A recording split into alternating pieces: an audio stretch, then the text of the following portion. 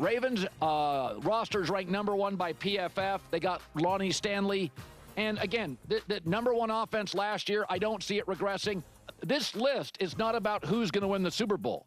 It is how do I value your roster and your team right now based on free agency gains and losses and extensions to your best player. I have the Ravens at 3. Yeah. This is, I've, again, it's the off season, and so you're really pulling for conversations, and you're hyper focused on the same teams again and again and again and again and again.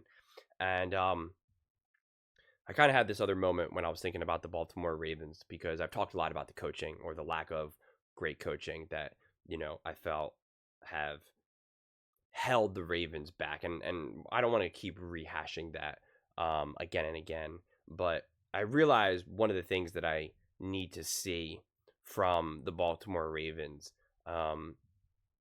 that especially, them being the number 1 offense, it's like, I need to feel that there is a next evolution of this offense with Lamar Jackson as well, but just everyone involved that you can point to and say, this is such a high level, smart offense.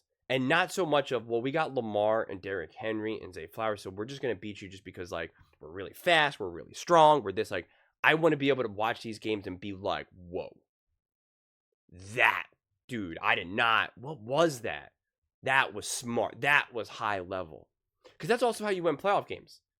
You put the players in positions to win, and you put them in positions to make their life and their jobs easier, rather than just being like, hey, kid, we need you out there, bud. We need you to make a play, And it's just like, I've been told that so often throughout my sports career, like, we need you to make a play. And it's like, yeah, what do you think I'm trying to do? And it's like, sometimes it's motivating. Sometimes, it all depends on the coach who's telling you that. But it's kind of like, yeah, I know that. Thank you. Like I don't play, like I don't already play every game like it's my last. And that's so much what the Ravens, feel like doing, where it's just like, hey man, we need you to make a play for us. Lamar can, Derek, hey bud, we need you. And it's just like, all right, well, I want to be able to watch games, specifically the playoff games, where I'm just like, oh my goodness, that was a layup for Derek. Oh my gosh, that was such a layup for Lamar Jackson. Because I've seen that again and again and again and again and again with Patrick Mahomes and Andy Reid. I've seen that. Or I've seen even someone like a Bill Belichick just having great defenses, where it's just like, hey, Tom, I just need you to put up, man, like 21 points. I'm seriously, we just need a few touchdowns and we're good. We need 2 touchdowns and a field goal and we're going to win this game. Like just making the life and the jobs of these men easier. And instead, it's just always feels like the opposite of that.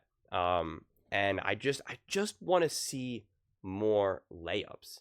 And I forget what game. It might have been against the Buccaneers when they all kind of started collapsing, getting all their injuries.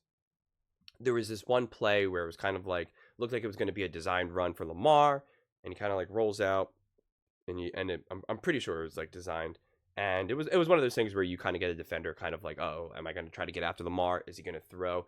And it was just, it just used his strengths in a way where I was just like, I love that play design, and I love the timing of the play call. I love the execution of the play call. And it was just, it ultimately led to just an easy layup. And I was just like, those are the types of things that I want to be able to see more.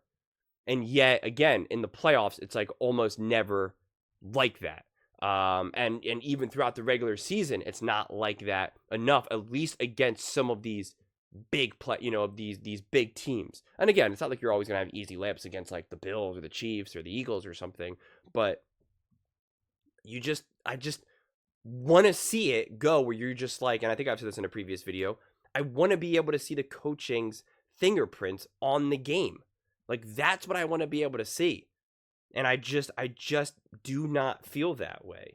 And that continues to be my frustration. So we can rank the Buffalo Bills 3rd or 2nd or 1st or 8th, like, and it's just like the roster's obviously legit, and you have a handful of truly, truly special players, but like, How many times did you watch even just Derrick Henry run and play and where you were able to really see them feed off each other in a way where you were like, oh, this is genius with Lamar and Derrick? I did not see it that often. I saw it nearly every single game with Saquon Barkley and Jalen Hurts, where they were able to absolutely just demoralize the defense, because it's like, you legitimately don't know what we're going to do here. You have no idea if Jalen's going to keep the ball and run, keep the ball and pass, or hand the ball off to Saquon. Like, you really didn't. And so many of them were set up where they kept setting up the defense to be like, we're doing this, we're doing this, we're doing this, and we're doing that. And I think it was against the Rams. I forget what game it was, but it was a game where Romo was calling the game, and he did a beautiful job of really highlighting it, and really kind of putting out in the games of, like, this is all set up by this offense with Jalen Hurts' decision making, et cetera, et cetera. And I just don't see that. Again, it's not to act like that never happens, obviously, with Lamar Jackson and the Baltimore Ravens. I'm not acting like that, but it was just like, I saw that, like I said, every single game for the Philadelphia Eagles, and you can see the defense. You can see how it just constantly puts them in their back foot. It just feels like so often, more often than not, when the Ravens are playing, it's like I said, it's just kind of like, we got these dudes, we trust these dudes, and in a lot of ways, it's kind of how the Philadelphia Eagles passing game was, where it was kind of like, hey, we're just banking on AJ Brown and Devontae to just be better. And you saw that in the Packers game, because then Dan Orlovsky and Ryan Clark kind of talked about it, and they said, why are these guys not more open? And they were just, they kind of discussed of like, the style of their offense is to not necessarily scheme these guys wide open. It's really meant to just be like, hey, I got AJ one-on-one, I got Devontae on a go ball. Like, it's just like, we're just going to trust that we got the bigger, better guys. And so it's not necessarily the worst game plan by no means, but you need a little bit of it all. And from my viewpoint, you should be able, there should have been, again, so many more moments where you're just like, Derrick Henry and Lamar Jackson, this is the greatest 1-2 punch we've ever seen in NFL history. And we had the highlights. We had some awesome moments. But like I said, like I'm going to be their broken record, it just came down to them to just being special in itself. And I just want to see the evolution. So that's what I'm going to continue to look for. I'm not going to hold my breath, but like, that's what I'm going to continue to look for from this team. That's what I believe it will take to win the games. And again, look no further than the Philadelphia Eagles and in the Rams game, Jalen Hurts feeding off of Saquon Barkley, checking him into the run to then rip off a 65-yard touchdown, multiple 60-plus yard touchdowns, and then Jalen Hurts 40-something yard touchdown run. Like, that was all because of their style of offense.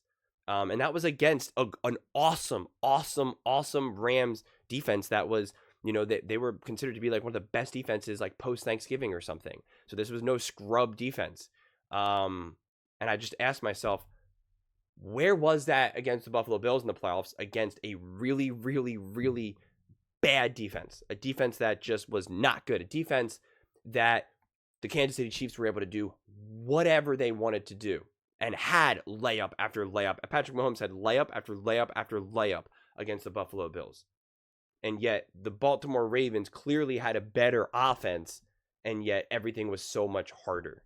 And it's just like, and that's why I don't get too lost in like, well, Lamar Jackson threw an interception and this and that. It's like, yeah, those are true, but all of these things can be true. All of these things can be true. But those are just my thoughts. I'd absolutely love to hear yours. What do you guys all think about the Baltimore Ravens being ranked third, according to Colin Cowherd? What do you think the next evolution of this team will be? Let me know in the comments below. I read every single comment, so whether you agree with me or disagree with me, either way, let's get in some discussions. Let's get in some fights. But ultimately, let's just have some fun. And please do consider subscribing. We're building an amazing community here. I absolutely love to see you part of it. I want to build something that we all genuinely feel connected to. Something that we're really excited to be part of. I think we're on our way to doing it. And please don't forget to give this video a thumbs up, as it really does help the visibility and the algorithm. Thank you so much. See you next time.